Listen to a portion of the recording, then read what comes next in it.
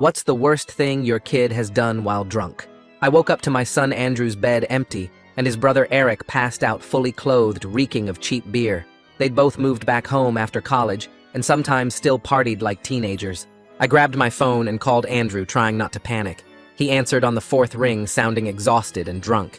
He said Eric had left him at Rosie's bar downtown, and he was walking home. That meant 3 miles through sketchy neighborhoods at 3 a.m., intoxicated. I told him to stop walking and share his location immediately. The GPS showed he was still a mile away on Madison Street near the abandoned strip mall. I threw on sweatpants and grabbed my keys. The streets were empty except for delivery trucks, and I made it to Madison in under 5 minutes. But when I spotted Andrew, he wasn't alone. 2 police cruisers had him surrounded with their lights flashing. 3 officers were standing in a semicircle around my son, who had his hands visible and looked terrified. My stomach dropped as I pulled over and jumped out. I could hear one officer asking Andrew where he was going and why he was out so late. Another cop had his hand resting on his weapon. "That's my son," I called out as I approached slowly. The lead officer held up his hand, telling me to stop. He said they'd received a call about a man matching Andrew's description who was reportedly armed and having a mental health crisis. Andrew was wearing dark clothes and had been stumbling along talking to himself, which probably looked suspicious to someone driving by. They asked Andrew if he had any weapons. He hesitated for just a second before shaking his head.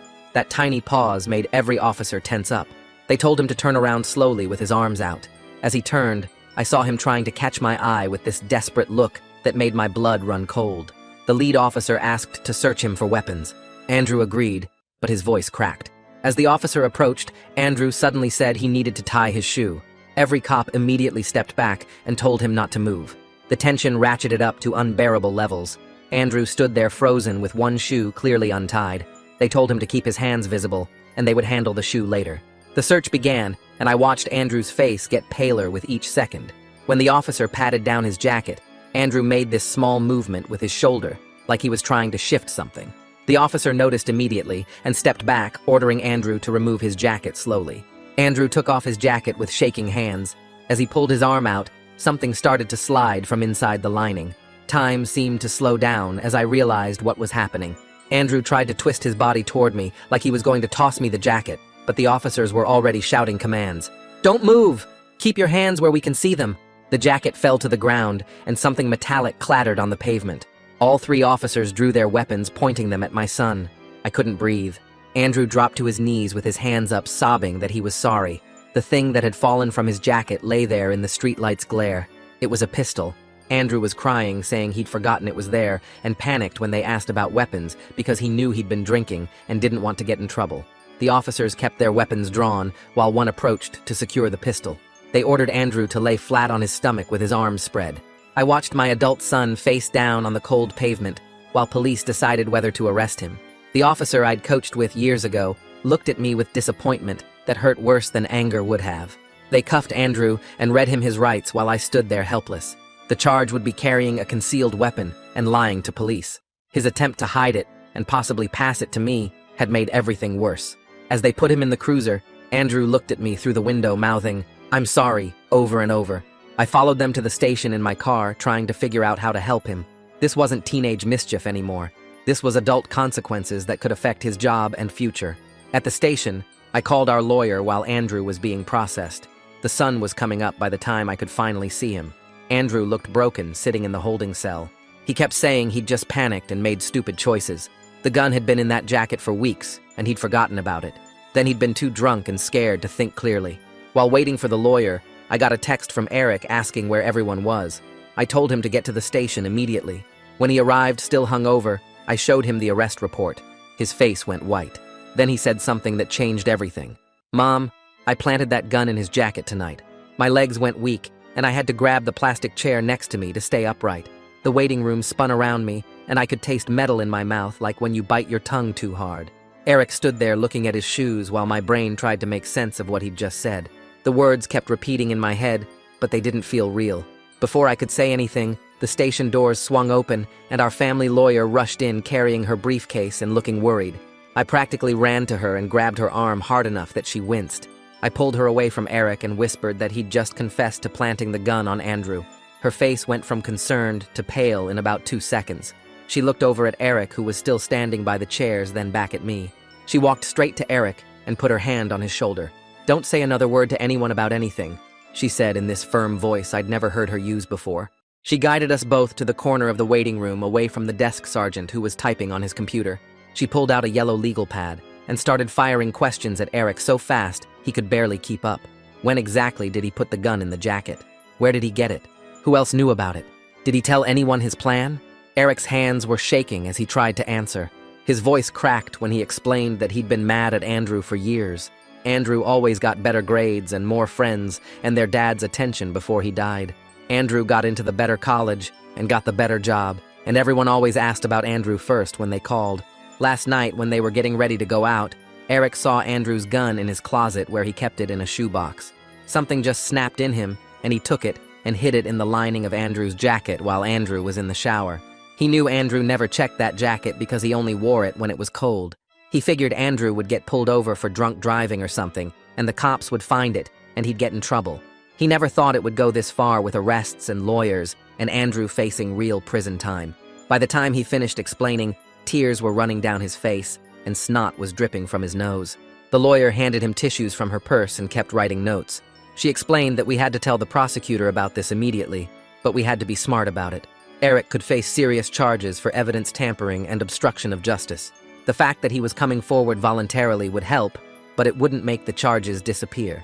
She said both boys were in serious trouble now. We followed her out to her car in the parking lot where she spent the next 2 hours on her phone. She called the prosecutor's office and Andrew's arraignment attorney and tried to negotiate some kind of deal.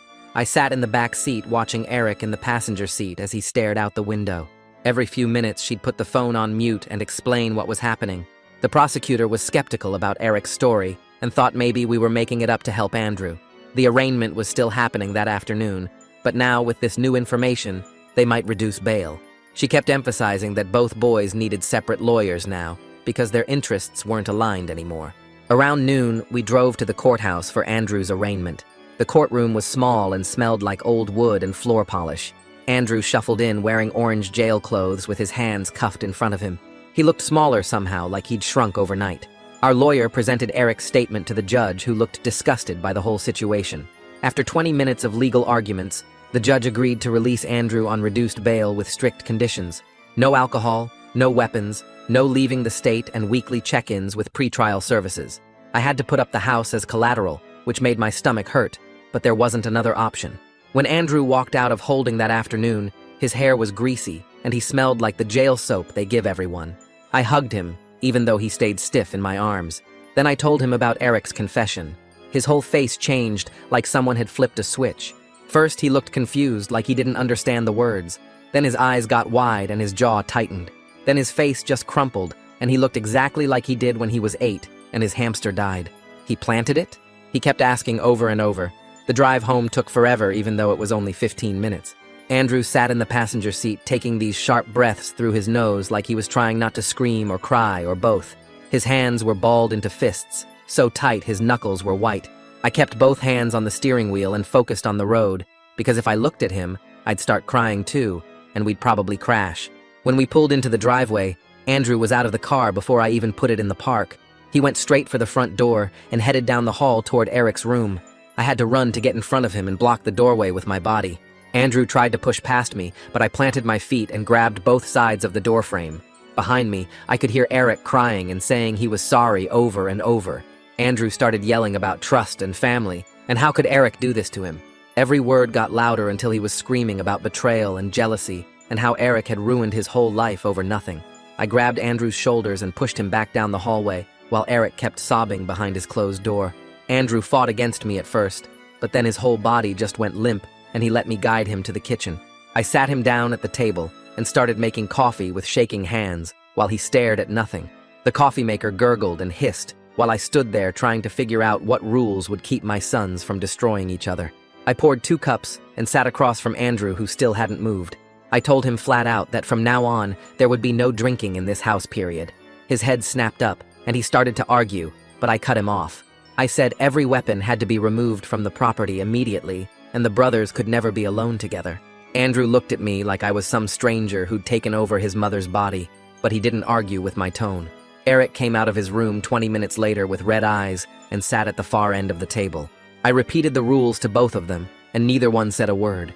They just nodded and avoided looking at each other while I went through the house collecting anything that could be used as a weapon, including kitchen knives that went into a locked drawer. The rest of that day passed in awful silence with Andrew in the living room, and Eric hiding in his bedroom, and me walking between them making sure they stayed separated. I barely slept that night listening for any movement in the house. The next morning my phone rang at 7:30, and the caller ID showed the district attorney's office. Zachary Diaz introduced himself as the prosecutor assigned to Andrew's case and said he'd heard about Eric's confession through our lawyer. His voice was professional, but I could hear the skepticism underneath when he asked about the timing of Eric coming forward. He wanted to know why Eric waited until after Andrew was arrested to admit what he'd done. I explained that Eric had been drunk and then hungover and hadn't realized how serious things had gotten until he saw the arrest report. Zachary made this sound like he was writing something down and said he was willing to investigate, but we needed to cooperate fully with his office. He scheduled an interview with Eric for later that week and reminded me that both boys still faced serious charges. After I hung up, our lawyer called within 10 minutes, saying she'd already filed formal requests for all the police body cam footage from Andrew's arrest. She explained that we needed every piece of evidence showing Andrew's panic was real and not some calculated attempt to hide the weapon. The footage would show his confusion and fear, which would support Eric's story about planting the gun. She also warned me that the prosecutor would be looking for any sign we were making this up to help Andrew. While I was still on the phone with her, an email popped up from Solomon Gould at Andrew's accounting firm, requesting an urgent meeting about his employment status. My stomach dropped because I knew what that meant. The lawyer said Andrew needed to go to that meeting and be completely honest about the charges. The firm had strict policies about criminal cases, and trying to hide it would only make things worse. I scheduled the meeting for the next day and spent the rest of the morning calling therapists until I found one who could see us immediately. Liliana Sutton specialized in family crisis intervention and had an opening that afternoon. I booked it without even asking the boys because we were way past the point of this being optional. Both of them went to the appointment without arguing, though they sat on opposite ends of the waiting room. Liliana met with all three of us first to understand the situation, then said she needed to see each son individually. While the boys were in their sessions, I sat in my car checking my email every 2 minutes. The police report had just arrived as a PDF attachment, and my hands shook as I opened it. The officer's notes were detailed and clinical, describing every moment of the arrest. The worst part was reading about Andrew's suspicious shoulder movement when they patted down his jacket and his attempt to twist toward me like he was going to toss it. The report used words like consciousness of guilt and attempted concealment that made everything sound so much worse than it had felt in the moment. Even knowing the truth about Eric planting the gun, the report made Andrew look guilty as hell. I forwarded it to our lawyer, who called me back within 5 minutes. She'd already started developing what she called a two-pronged strategy to handle both boys' cases. For Andrew, she'd push for a plea deal, reducing the charge to a misdemeanor possession instead of concealed carry. For Eric, she'd negotiate separately to avoid jail time for the tampering and obstruction. She said neither outcome was what we wanted, but given the evidence, it was the most realistic path forward. The alternative was going to trial, where Andrew could face years in prison if convicted. 3 days later, Eric had his first solo session with Liliana, while Andrew was at his meeting with Solomon. I waited in the parking lot for an hour until Eric came out looking exhausted. On the drive home, he admitted that he'd told Liliana about being jealous of Andrew since high school. He said Andrew had always gotten better grades and more friends and awards, while Eric felt invisible no matter what he did. The gun thing had been a drunk decision to knock Andrew down a peg, but he never thought it would go this far. I wanted to scream at him, but I just kept driving. That same week, Andrew started his court-mandated alcohol assessment meetings as part of his bail conditions. He went to the first one angry and defensive, but came home quieter. After the third meeting, he sat with me on the back porch and admitted he needed to figure out why he drank until he blacked out. He said the meetings were making him look at patterns he'd been ignoring for years. 2 weeks into the legal process, Zachary Diaz called again with what he called a signal about the case direction. He said he was willing to consider reduced charges for Andrew, but remained skeptical about the whole situation. In his view, possession was possession regardless of how the gun got in the jacket, though Eric's tampering did matter for sentencing considerations. He wanted both boys to take plea deals that included probation and community service rather than risk trial outcomes. Our lawyer called the next morning about getting the gun tested for fingerprints, but warned the crime lab had a 3-month backlog. She said this was normal, but made building our defense harder without that evidence. While she worked on expediting the testing, I started gathering any paperwork that might help Andrew's case. I found old receipts in the filing cabinet and bank statements showing purchases from 2 years ago. One charge caught my eye from a gun store downtown for $400. I called the store, and after some back and forth, they confirmed Andrew had bought a pistol there in his senior year of college. The serial number matched the weapon from his arrest. This changed everything, because Eric hadn't just grabbed some random gun to plant on his brother. He'd specifically taken Andrew's own weapon from wherever Andrew had stored it. I drove straight to Eric's temporary place at my sister's house an hour away. He was sitting on the porch when I pulled up, and his face went pale seeing me. I showed him the purchase record and watched him crumble. He admitted he'd been snooping in Andrew's room looking for cash to borrow when he found the gun in a shoebox. He knew Andrew kept that jacket in the hall closet and never checked the pockets. Eric figured Andrew would be too drunk to remember anything when they went out that night. The plan was supposed to be a harmless prank to get Andrew in minor trouble, not arrested at gunpoint. I sat there on my sister's porch steps feeling sick while Eric cried and apologized. Part of me wanted to protect him, but I couldn't let Andrew take the fall for something his brother orchestrated. I called our lawyer from the car and told her we needed to share everything with the prosecutor immediately. She tried to talk me out of it, warning that Eric could face serious charges, but I insisted. Protecting one son by letting the other suffer wasn't something I could live with. The lawyer set up a meeting with Zachary Diaz for that afternoon. We sat in his office while she laid out the timeline and evidence, including Eric's full confession. Zachary listened without interrupting, then leaned back in his chair, looking tired. He said Eric could be charged with evidence tampering and obstruction of justice, which carried up to 5 years in prison. Now both my sons were facing jail time instead of just one. Our lawyer spent the next 2 weeks negotiating with both prosecutors trying to work out deals. She finally got Zachary to agree to a tentative arrangement where Andrew would plead to misdemeanor weapon possession instead of the felony charge. Eric would plead to obstruction, but avoid the tampering charge. Both boys would get probation, fines, and community service, but no jail time if the judge approved. The officer I'd coached years ago called and asked to meet for coffee. He sat across from me at the diner looking uncomfortable but sincere. He said he'd been following the case and felt bad about how things turned out, but he also wanted me to understand that Andrew's choices that night were dangerous, regardless of how the gun got there. Walking drunk at 3 in the morning, lying to police, trying to hide evidence, those were all serious mistakes. I nodded because he was right, even though it hurt to hear. Word had already started spreading through our neighborhood about the arrests. People whispered when I walked by and stopped inviting me to things. Rather than let rumors run wild, I decided to tell close friends the basic truth. Both boys made terrible choices. Consequences were coming, and we were dealing with it as a family. Most people were supportive, but some clearly enjoyed the drama. Solomon called me directly about Andrew's job situation, since Andrew was too scared to face him. The accounting firm couldn't keep someone facing weapon charges on staff during tax season. Solomon placed Andrew on unpaid suspension immediately, with the understanding that any conviction would mean termination. Andrew had worked so hard for that job, and now it was slipping away. The weeks crawled by with meetings and paperwork and court dates. 6 weeks after that horrible night on Madison Street, we all gathered for the pretrial conference. Both prosecutors presented the proposed plea deals to the judge, while our lawyers argued for acceptance. The judge reviewed everything carefully, then looked at both my sons standing there in their suits. She said she'd consider the agreements, but wanted time to review the full case file. The plea hearing was scheduled for the following week, which meant 7 more days of waiting and wondering. Andrew had stayed sober through all of this, and attended his required meetings without complaint. Eric had started volunteering at the food bank even before his community service would officially begin. Both of them were trying to show they could do better, but the damage was already done. The night before the plea hearing, I couldn't sleep, and found both boys sitting at the kitchen table unable to sleep either. We didn't talk much, but sat there together facing whatever came next. The next morning, Liliana showed up at our house for the therapy session she'd arranged weeks earlier. She set up chairs in the living room, so we all faced each other in a triangle formation. Andrew sat with his hands clenched in his lap, while Eric kept looking at the floor. Liliana explained the rules about speaking from personal experience and not interrupting. She asked Andrew to start by sharing how Eric's actions affected him. Andrew's voice cracked as he talked about feeling betrayed by the person he trusted most. He said the worst part was thinking he'd done something so stupid while drunk, when really his own brother had set him up. Eric started crying and said he was sorry over and over. Liliana made him be more specific about what he was apologizing for. Eric admitted he'd been jealous of Andrew getting better grades and more attention since they were kids.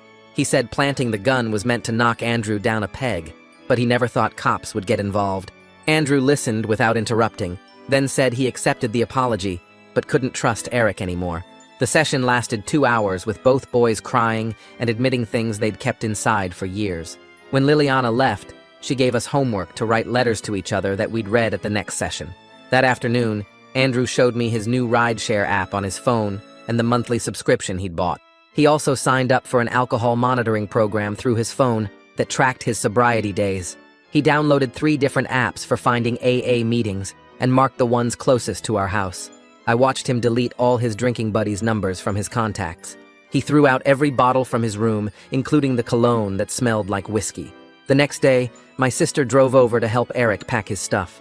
They loaded his clothes and computer into her SUV, while Andrew stayed in his room with the door locked. Eric left his key on the kitchen counter and hugged me goodbye. The house felt weird and quiet after he left. I kept walking past his empty room, expecting to see him there. That weekend, I spread all the bills across the dining room table. The lawyer fees alone were $12,000. Court costs added another $3,000. The monitoring programs for Andrew cost $200 a month. I opened my banking app and moved money from savings to checking. The vacation to Hawaii I'd been planning for 2 years got canceled with no refund since it was too close to the travel date. I called the credit card company to increase my limit just in case. Both lawyers called that week to discuss the final plea agreements. Andrew's lawyer explained he'd plead to misdemeanor possession and get 2 years probation with mandatory alcohol counseling. Eric's deal included pleading to obstruction and evidence tampering with 18 months probation and 200 hours of community service. Neither boy would serve jail time if they completed their probation successfully. We all met at the lawyer's offices to sign the paperwork. Andrew read every page carefully, while Eric just signed where they pointed. The plea hearing got scheduled for the following Thursday at 9 in the morning. I took the day off work, and we all dressed in our best clothes. The courthouse metal detector beeped when Andrew walked through because he forgot to take off his belt. He looked panicked until the guard just waved him through after checking the belt. We sat in the hallway waiting for our case to be called. Andrew kept wiping his palms on his pants legs. When they called his name, he stood up so fast he almost knocked over his chair. The judge asked him to approach the bench with his lawyer. She read the charges out loud and asked if he understood them. Andrew said yes in a voice barely above a whisper. The judge asked him to speak up. He cleared his throat and said yes again louder. She asked if anyone had forced him to take this plea. He said no. She asked if he was entering the plea voluntarily. He said yes. Then she asked him to describe in his own words what happened that night. Andrew told the story about walking home drunk and having the gun in his jacket. He admitted lying to the police when they asked about weapons. The judge accepted his plea and sentenced him to 2 years probation with mandatory alcohol counseling twice a week. She told him any violation would mean immediate jail time. Andrew nodded and thanked her. We had to wait while the probation clerk prepared his paperwork. Then they called Eric's case. He walked to the bench, looking pale. The judge went through the same questions about understanding the charges and entering the plea voluntarily. When she asked Eric to explain his actions, he started crying. He said he'd put the gun in Andrew's jacket because he was jealous and stupid. The judge's face got hard as she listened. She said, betraying family trust was one of the worst things a person could do. She sentenced him to 18 months probation and 200 hours of community service at a location to be determined by his probation officer. She also ordered him to write a letter of apology to the court, explaining why his actions were wrong. Both boys had to surrender any firearms they owned within 48 hours. The bailiff explained the guns would be destroyed at the police facility. Neither of them owned other guns, but the symbolism hit hard. Andrew's probation intake appointment was scheduled for the next Monday. The probation office was in a strip mall between a payday loan place and a smoke shop. Andrew filled out 20 pages of forms while I sat in the waiting room. The officer explained he'd have to report monthly and submit to random drug and alcohol testing. Any travel outside the county required written permission 2 weeks in advance. He couldn't be around anyone with a criminal record. He had to maintain employment or be in the school full-time. The list of rules went on for 3 pages. Andrew signed everything and got his first drug test that day. The cup had a temperature strip to make sure the sample was fresh. 2 days later, Solomon called me directly since Andrew was too scared to call him. Solomon said the accounting firm had a policy about criminal convictions, but he valued Andrew's work. He offered to let Andrew return in 30 days at 70% of his previous salary. If Andrew completed 6 months without any probation violations, they'd review raising his pay. Andrew had to agree to monthly check-ins with HR and couldn't handle any cash transactions. It wasn't ideal, but it was better than being unemployed. That Saturday morning, Eric drove himself to the community food bank on Maple Avenue for his first shift. He parked his car and walked through the loading dock where volunteers were already unloading trucks. The coordinator handed him a bright orange vest and pointed him toward the sorting station. Eric spent 4 hours separating canned goods from boxed items while other volunteers packed them into bags. His hands got dirty from dusty cans, and his back hurt from bending over boxes. During his break, he took a picture of himself wearing the volunteer vest, standing by stacks of food. He sent it to me with a text saying he was working hard. The next weekend, he went back and worked the produce section, throwing out rotten vegetables and bagging fresh ones. He kept sending me photos every shift, like he needed me to see he was really there. After 3 weeks, Liliana scheduled a family session at her office downtown. We sat in her beige waiting room until she called us in together.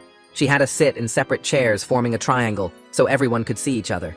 She pulled out a blank piece of paper and started writing rules we all agreed on. Andrew said he wanted advance warning if Eric would be home when he got back from work. Eric agreed and said he wanted Andrew to stop ignoring him completely in the house. I added that both of them needed to contribute $500 monthly toward household bills. Liliana wrote everything down and had us each sign the paper like a contract. She made copies for everyone and said we'd review it next month. 2 days later, I heard a knock at the front door around lunchtime. The officer I'd coached stood on my porch in his uniform, looking serious, but not angry. He told me the department had closed Andrew's case file with no further action needed. The prosecutor wasn't pursuing any additional charges, and the investigation was complete. He said Andrew got lucky that Eric came forward when he did. I thanked him, and he nodded before walking back to his patrol car. That afternoon, I sat at the kitchen table with all the legal bills spread out. The total came to almost $30,000 between both lawyers and court fees. I called the lawyer's office and set up a payment plan for $1,500 a month. My savings would cover the first few months, but after that, things would be tight. I'd have to cancel my gym membership and stop eating out for lunch at work. The cable package would have to go down to basic channels. I made a budget spreadsheet tracking every dollar for the next 2 years. 6 weeks after the court date, Andrew reached his 60-day sobriety mark. He made spaghetti for dinner and set the table with the good plates we rarely used. While we ate, he mentioned he'd been sober for 2 months now. He said the cravings still hit him some nights, but his head felt clearer than it had in years. I told him I was proud of him and reached across the table to squeeze his hand. He squeezed back and kept eating his pasta without saying anything else. The following week, Eric spent all Sunday writing a letter to Andrew. I saw him at the dining table with several crumpled drafts in the trash. He finally finished one and left it on Andrew's bed while Andrew was at work. When Andrew got home, he found the 3-page letter and read it in his room. I could hear him moving around up there, but he didn't come down for an hour. When he finally came to the kitchen, he just nodded at Eric and said thanks. Eric nodded back, and they both went to their separate rooms. Liliana suggested the brothers meet for coffee with her there to help guide the conversation. They picked a Starbucks near her office on a Tuesday afternoon when it wouldn't be crowded. I dropped them both off and waited in the parking lot. Through the window, I could see them sitting at a corner table with Liliana between them. Andrew kept his arms crossed, while Eric leaned forward talking with his hands. Liliana would say something, and they'd both nod without looking at each other. After 40 minutes, they all stood up and walked out together. The ride home was quiet, but not angry like before. That night, I typed up new house rules and printed them on regular paper. Each son had assigned chores on specific days and consequences if they didn't complete them. Groceries would be split 3 ways, and receipts had to be saved for reimbursement. No guests after 10 on weeknights, and everyone had to text if they'd be home after midnight. Both of them read the rules and agreed without arguing about any of them. They started doing their assigned tasks without me having to remind them constantly. 3 months after everything started, we finally had a normal dinner together. I made pot roast, and we sat at the table talking about a new Netflix show. Andrew mentioned a funny video from work, and Eric laughed at the story. Nobody brought up lawyers or probation or court dates or anything heavy. We discussed the weather getting colder and whether the local team would make the playoffs. It felt strange but good to have a regular conversation without walking on eggshells.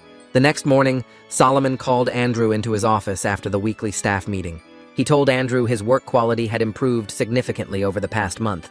He mentioned that if Andrew kept performing at this level, they could discuss raising his salary back up. Andrew came home that night with actual energy in his step for the first time in months. That Saturday, Eric texted me a picture from the food bank where he was sorting canned goods into boxes for families who needed help. He stood next to a stack of boxes he'd filled that morning, wearing the bright orange volunteer vest they made everyone put on. The food bank coordinator walked by and patted him on the shoulder, which made Eric smile in a way I hadn't seen in months. He stayed an extra hour past his required time helping load trucks for delivery routes. When he got home, He mentioned maybe going back next weekend, even though his community service hours for that week were already done. Andrew overheard from the living room and looked up from his laptop, but didn't say anything negative about it. The next week, Eric signed up for 2 extra shifts at the food bank on top of his required hours. He started learning the regular volunteers' names and helping train newer people on the sorting system. One afternoon, he came home talking about how they'd served 300 families that day and needed more volunteers for the holiday rush coming up. I watched him actually caring about something beyond himself for the first time since high school. Andrew kept going to his meetings and checking in with his probation officer every month without any issues. 6 months after that awful night with the police, he brought home a sobriety chip from his group and left it on the kitchen counter where I'd see it. He'd gained back some weight he'd lost during the worst drinking months, and his skin looked healthier. His hands didn't shake anymore when he poured his morning coffee. At work, he stayed late finishing projects, and Solomon mentioned during a phone call that Andrew was handling more complex accounts than before. The house felt calmer with both boys following their routines and staying busy with positive things.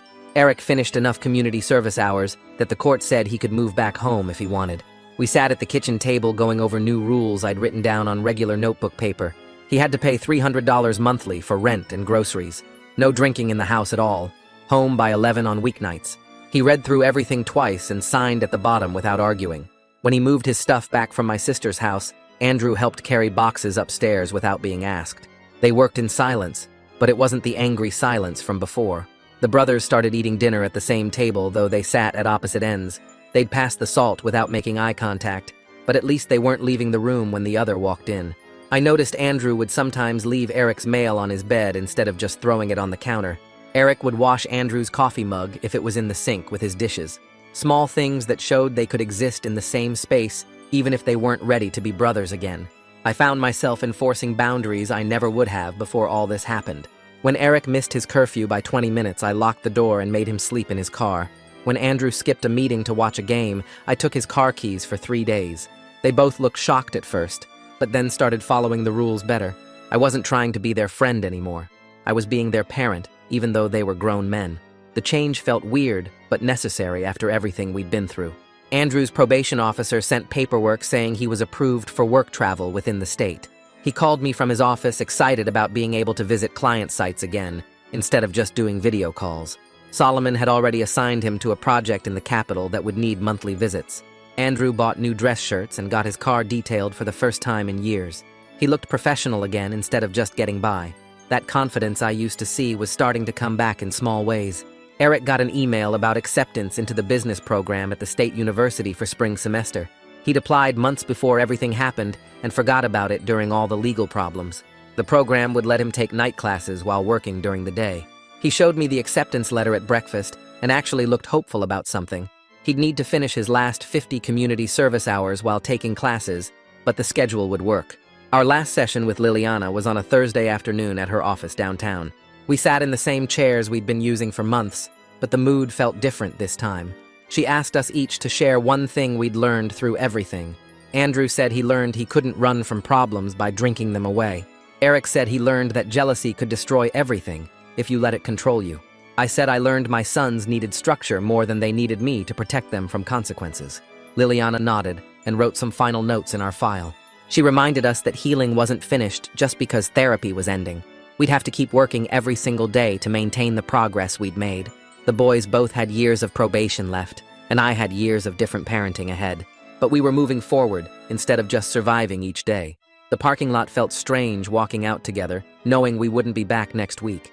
Life settled into patterns that would have seemed impossible during those first terrible weeks. Andrew went to work and meetings and checked in with his probation officer. Eric went to classes and the food bank and paid his rent on time. I kept the house rules posted on the refrigerator and enforced them consistently. We ate dinner together most nights talking about safe topics like weather and sports. Trust was growing back slowly, like a plant that had been cut down to the roots. Some days felt almost normal, and other days the weight of what happened sat heavy in the room. But we kept going through the motions until they started feeling less like motions and more like actual life. Thanks for letting me question things right alongside you. It's been a ride just wondering together. Until next time, take care out there. Like the video, it helps more than you think.